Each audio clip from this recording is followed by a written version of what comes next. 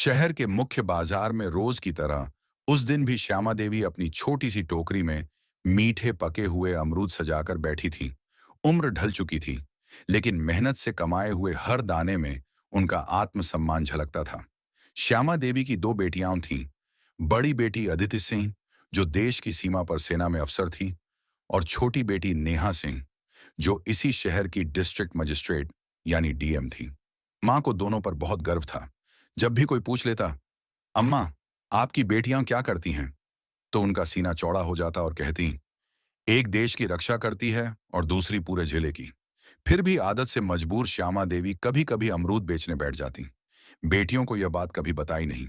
उस रोज सब कुछ सामान्य चल रहा था। तभी बुलेट मोटरसाइकिल की गड़गड़ाहट के साथ इंस्पेक्टर विक्रम चौहान आया। उसने बाइक किनारे रोकी और बिना कुछ कहे टोकरी से एक अमरूद उठाकर खाने लगा।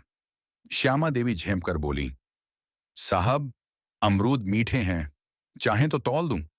विक्रम ने अकड़ते हुए कहा, हाँ दे, 1 किलो। कांपते हाथों से श्यामा देवी ने अमरूद तौले और पॉलिथीन में रख दिए। विक्रम ने पैकेट लिया, लेकिन फिर से एक अमरूद निकाला, काटा और खाने लगा। कुछ देर बाद उसने चेहरा सिकोड़ कर कहा, ये क्या बेचा है तूने? एकदम बेस्वाद, इसमें मिठास नाम की भी नहीं। श्यामा देवी घबरा गईं, बोली, नहीं साहब, बहुत मीठे हैं, आप चाहें तो दूसरा छक लीजिए। लेकिन विक्रम चौहान हंस पड़ा। चुप, तेरे अमरूद का दाना भी मीठा नहीं। तूने मुझे बेवकूफ बनाया। और सुन, 1 रुपया भी नहीं दूंगा, समझी? श्यामा देवी ने हिम्मत करके हाथ जोड़ दिए। साहब, मेहनत से लाए हैं, कुछ तो पैसे दे दीजिए। इतना कहना था कि विक्रम का गुस्सा भड़क उठा। उसने झुककर पूरी टोकरी उठाई और सड़क के दूसरी तरफ जोर से फेंक दी। धड़ाम! टोकरी पलट गई और सारे अमरूद गाड़ियों और नालियों में बिखर गए। श्यामा देवी की आंखें भर आईं, होंठ कांपने लगे। उनकी मेहनत और उनकी इज्जत दोनों सड़क पर रौंदी जा रही थी। आसपास भीड़ खड़ी थी, पर किसी ने कुछ नहीं कहा। लोग तमाशा देखते रहे। विक्रम ने मूंछों पर ताव दिया, बाइक स्टार्ट की और वहां से ऐसे निकल गया जैसे कुछ हुआ ही ना हो। भीड़ धीरे धीरे छूट गई। सड़क पर केवल बिखरे अमरूद और कोने में खड़ी बेबस श्यामा देवी बची। लेकिन इस पूरे दृश्य को पास की छत से अर्जुन नाम का नौजवान अपने मोबाइल में रिकॉर्ड कर रहा था। वह श्यामा अम्मा को बचपन से जानता था और उनका सम्मान करता था। उसका खून खौल उठा। उसने वीडियो सेव किया और सोचा, अब यह सही हाथों तक पहुंचना चाहिए। अर्जुन ने वीडियो सीधे भेज दिया आदित्य सिंह को, जो सीमा पर तैनात थी। साथ ही लिखा, दीदी, देखिए आज आपकी मां के साथ क्या हुआ। हजारों किलोमीटर दूर बर्फीली चौकी पर बैठी अदिति ने जब वीडियो देखा, उसकी आंखें गुस्से से लाल हो गईं, हाथ कांपने लगे। उसकी मां, जिसने उसे और उसकी बहन को पालने के लिए पूरी जिंदगी लगा दी, आज सड़क पर अपमानित हो रही थी। उसका दिल चाहा कि तुरंत वहां पहुंचकर उस इंस्पेक्टर की वर्दी नोच ले। उसने दांत भींचे और गुस्से में सांसें तेज हो गईं। अगले ही पल उसने वीडियो अपनी छोटी बहन डीएम नेहा सिंह को भेजा और फोन मिला दिया। डीएम ऑफिस में मीटिंग चल रही थी। शहर के बड़े अफसर सामने बैठे योजनाएं बता रहे थे। तभी अचानक नेहा सिंह के टेबल पर रखे मोबाइल में वाइब्रेशन हुआ। स्क्रीन पर बड़े अक्षरों में लिखा, दीदी कॉलिंग। नेहा ने फौरन मीटिंग रोक दी और बाहर निकल आई। फोन उठाते ही दूसरी तरफ से अदिति सिंह की आवाज गुस्से और दर्द से कांप रही थी। नेहा, मैंने तुझे एक वीडियो भेजा है, अभी देख। नेहा ने तुरंत फोन को होल्ड पर डालकर व्हाट्सएप खोला। वीडियो प्ले होते ही उसका चेहरा पीला पड़ गया, आंखें फटी रह गईं। उसकी प्यारी मां, उसकी मजबूत मां, सड़क किनारे बिखरे अमरूदों के बीच रो रही थी। भीड़ तमाशा देख रही थी और इंस्पेक्टर विक्रम चौहान हंसता हुआ वहां से चला गया था। नेहा के हाथ कांप उठे, आंखों में आंसू भर आए, मगर अगले ही पल उसने खुद को संभाल लिया। वह जानती थी, भावनाओं में बहने का हक उसे नहीं। वह केवल बेटी नहीं थी, पूरा जिला उसके कंधों पर था। धीरे से बोली, दीदी, मैं बर्दाश्त नहीं कर सकती ये सब। फोन पर अदिति का गुस्सा फूट पड़ा। मैं छुट्टी लेकर आ रही हूं, मैं उस विक्रम चौहान को नहीं छोड़ूंगी। नेहा ने आंखें बंद की, गहरी सांस ली और दृढ़ स्वर में बोली, नहीं दीदी, आपकी जगह सरहद पर है। यहां यह लड़ाई मैं लूंगी, मां को इंसाफ में दिलाऊंगी, वो भी कानून के दायरे में। फोन पर कुछ देर खामोशी छाई रही। अदिति जानती थी कि छोटी बहन के इरादे अडिग हैं। आखिरकार बोली, ठीक है, लेकिन नेहा, उसे ऐसी सजा मिलनी चाहिए कि उसकी रूह कांप जाए। नेहा ने धीमे स्वर में कहा, आप चिंता मत करो दीदी, अब यह मेरा काम है। और कॉल काट दी। उस शाम नेहा सीधे अपने पुराने घर पहुंची। वह सरकारी गाड़ी और डीएम की पहचान छोड़कर एक साधारण लाल रंग का सूट पहनकर आई थी। घर के कोने में श्यामा देवी बैठी थी। आंखें सूजी हुई, होंठ कांप रहे थे। बेटी को अचानक सामने देखकर चौंक गई। नेहा, तू यहां? सब ठीक तो है? नेहा कुछ नहीं बोली। वह बस मां के पास गई और उन्हें कसकर गले लगा लिया। आंसू रोक न पाई। मां की गोद में सिर रखकर बोली, मां, आपने मुझे बताया क्यों नहीं? श्यामा देवी सिसकते हुए बोली, क्या बताती बेटी? मैं नहीं चाहती थी कि तुम्हें या आदित्य को कोई परेशानी हो। छोड़ दे उस पुलिस वाले को, मैं ठीक हूं।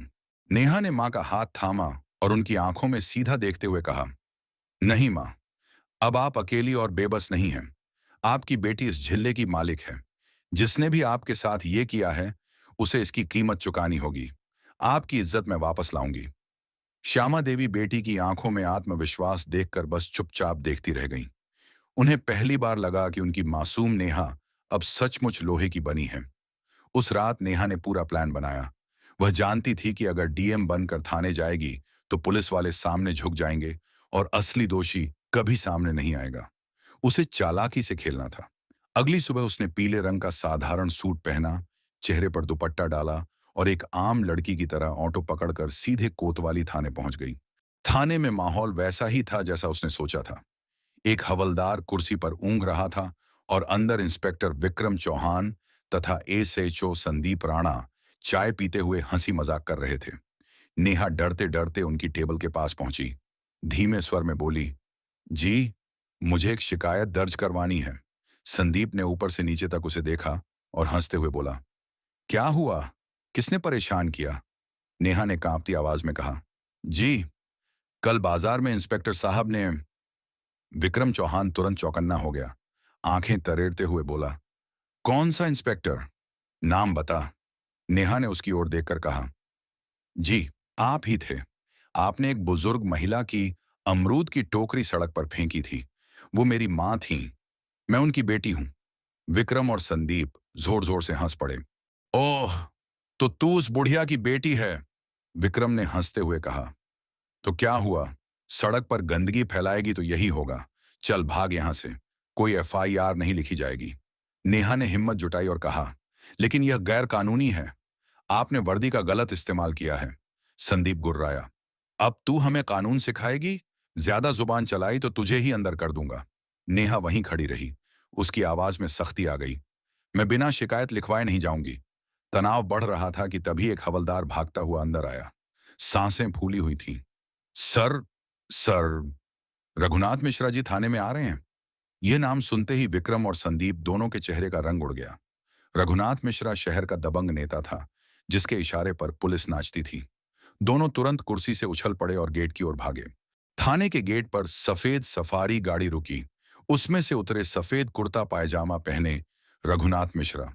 अंदर आते ही मजाकिया लहजे में बोले, क्या हाल है चौहान? कोई नया शिकार फंसाया कि नहीं? विक्रम और संदीप हाथ जोड़कर मुस्कुराने लगे। आपकी कृपा है साहब। लेकिन तभी रघुनाथ की नजर कोने में खड़ी नेहा पर पड़ी। उसका चेहरा अचानक उतर गया। माथे पर पसीना आ गया। उसने तुरंत कदम बढ़ाए और नेहा के सामने हाथ जोड़कर खड़ा हो गया। नमस्ते मैडम। आप आप यहाँ? आपको फोन कर लिया होता तो मैं खुद हाजिर हो जाता। विक्रम और संदीप की आंखें फटी की फटी रह गईं। वे समझ ही नहीं पाए कि जिस लड़की को वे अमरूद वाली की बेटी कहकर हंसा रहे थे, उसके सामने शहर का सबसे बड़ा नेता हाथ जोड़े क्यों खड़ा है। तभी थाने के बाहर गाड़ियों की आवाज गूंजी। लाल बत्ती वाली एक के बाद एक गाड़ियां आकर रुकीं।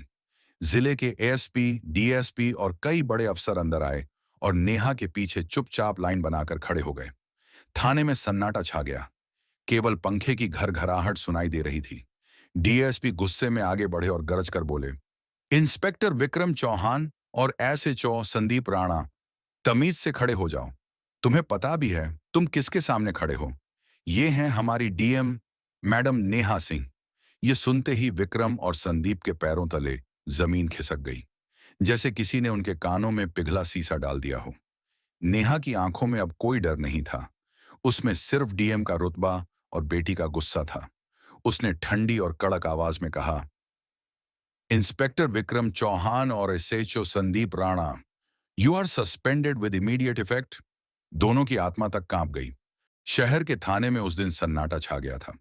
इंस्पेक्टर विक्रम चौहान और एसएचओ संदीप राणा अब तक जिस अकड़ और रौब में रहते थे, वह गायब हो चुका था। उनके चेहरे से रंग उड़ चुका था और माथे पर पसीने की बूंदें चमक रही थीं। उनकी बेल्ट और टोपी उतर चुकी थी और अब वे किसी आम अपराधी की तरह हथकड़ी लगाए खड़े थे। नेहा सिंह की आवाज ठंडी और कड़क थी। उसने आदेश दिया कि दोनों पर तुरंत केस दर्ज किया जाए। वर्दी का गलत इस्तेमाल, आम नागरिक का अपमान और अपनी ड्यूटी से गैरजिम्मेदारी, ये सब उनके खिलाफ जुर्म साबित करने के लिए काफी थे। एसपी ने तुरंत इशारा किया और पुलिसकर्मियों ने दोनों को हवालात में डाल दिया। कल तक जो लोगों को डराते थे, आज खुद डर से कांप रहे थे। यह नजारा देखकर रघुनाथ मिश्रा सकपका गया। उसने धीमे स्वर में कहा कि ये नादान है, गलती हो गई है, माफ कर दीजिए। लेकिन नेहा की आंखों में ऐसी कठोरता थी कि उसकी हिम्मत टूट गई। उसने साफ कहा कि ये नादान नहीं, सरकारी वर्दी में छुपे गुंडे हैं। अब इन्हें कानून समझाएगा और बेहतर होगा कि नेताजी इस मामले से दूर रहें, वरना आंच आप तक भी पहुंच जाएगी। रघुनाथ चुपचाप बाहर निकल गया, लेकिन उसकी आंखों में नफरत और गुस्से की आग भड़क रही थी। कुछ दिनों तक सब शांत रहा। लोग कहते थे कि डीएम मैडम ने अपनी मां को इंसाफ दिला दिया, लेकिन नेहा जानती थी कि असली लड़ाई अभी खत्म नहीं हुई है। एक रात जब वह घर पर बैठकर खाना खा रही थी, उसके फोन पर एक अज्ञात कॉल आया। दूसरी तरफ सिर्फ भारी सांसों की आवाज थी। फिर मशीन जैसी बदल हुई आवाज गूंजी, डीएम साहिबा, ज्यादा उड़ने की कोशिश मत करो। इंस्पेक्टर तो बस मोहरे थे। खेल अब शुरू होगा। फोन कट गया। नेहा को समझ आ गया कि यह सीधे रघुनाथ मिश्रा की धमकी है। उसने तुरंत एसपी को फोन किया और अपनी मां के घर के चारों ओर प्लेन क्लोथ्स में पुलिसकर्मी तैनात करवा दिए। मां को डराना वह नहीं चाहती थी, लेकिन अब सतर्क रहना जरूरी था। कुछ ही दिनों बाद सुबह सुबह बाजार में पुलिस की गाड़ियां पहुंची। श्यामा देवी अपनी टोकरी लगाए बैठी थी। एक नया इंस्पेक्टर उतरा और ऊंची आवाज में बोला कि सूचना मिली है कि अमरूद की आड़ में नशीले पदार्थ बेचे जा रहे हैं। टोकरी की तलाशी शुरू हुई और कुछ ही पल में एक सिपाही भूरे पैकेट निकालकर चिल्लाया, सर मिल गया। लोग हक्के बक्के रह गए। फुसफुसाहट शुरू हो गई कि डीएम की मां नशीला सामान बेचती है। श्यामा देवी रो पड़ी। बोली, यह मेरा नहीं है, मुझे फंसाया गया है। लेकिन किसी ने उनकी एक न सुनी। पुलिस ने उन्हें जबरन जीप में बिठा लिया। शाम तक टीवी चैनलों पर यही खबर चल रही थी, डीएम नेहा सिंह की मां गिरफ्तार। यह रघुनाथ का सबसे बड़ा वार था। उसने नेहा की सबसे बड़ी ताकत को उसकी सबसे बड़ी कमजोरी बना दिया था। ऑफिस में फोन लगातार बज रहे थे। मंत्री, मीडिया, वरिष्ठ अधिकारी सब जवाब मांग रहे थे। तभी आदित्य का फोन आया। उसकी आवाज गुस्से और बेचैनी से कांप रही थी। उसने कहा कि वह आ रही है और रघुनाथ को नहीं छोड़ेगी। नेहा ने गहरी सांस ली और शांत स्वर में कहा कि नहीं दीदी, हमें भी कानून से बाहर कदम नहीं रखना चाहिए। यही फर्क हमें उनसे अलग बनाता है। अगले ही दिन नेहा ने प्रेस कॉन्फ्रेंस बुलाई। मीडिया हॉल कैमरों और सवालों से भरा हुआ था। उसने कहा, मेरी मां पर गंभीर आरोप लगे हैं। कानून सबके लिए बराबर है, चाहे वह डीएम की मां ही क्यों ना हो। इसीलिए मैं खुद को इस केस की जांच से अलग करती हूं। अब यह जांच पूरी तरह एसपी और उनकी टीम करेगी। मुझे भारत के कानून पर भरोसा है। दूध का दूध और पानी का पानी होकर रहेगा। यह सुनकर मीडिया हक्का बक्का रह गया और रघुनाथ मिश्रा हैरान।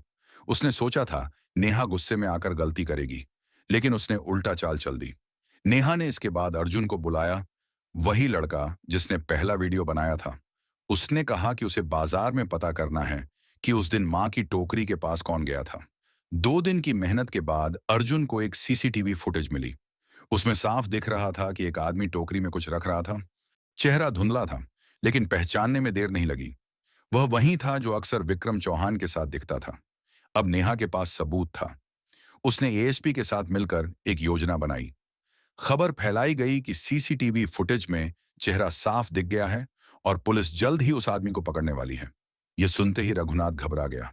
उसने विक्रम को फोन किया और कहा कि उस आदमी को खत्म करना पड़ेगा, वरना सब फंस जाएंगे। उसे यह नहीं पता था कि फोन पहले से ही पुलिस की निगरानी पर है।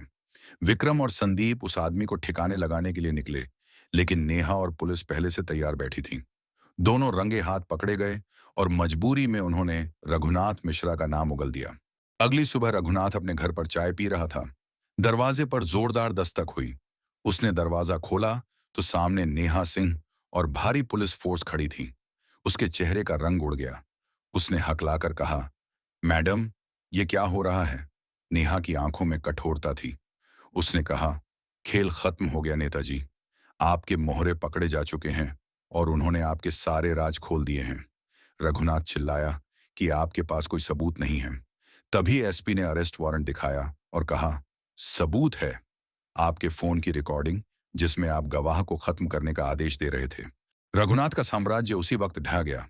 उसे हथकड़ी लगाकर पुलिस की गाड़ी में बैठा दिया गया। शाम तक श्यामा देवी बाइज्जत बरी हो गईं।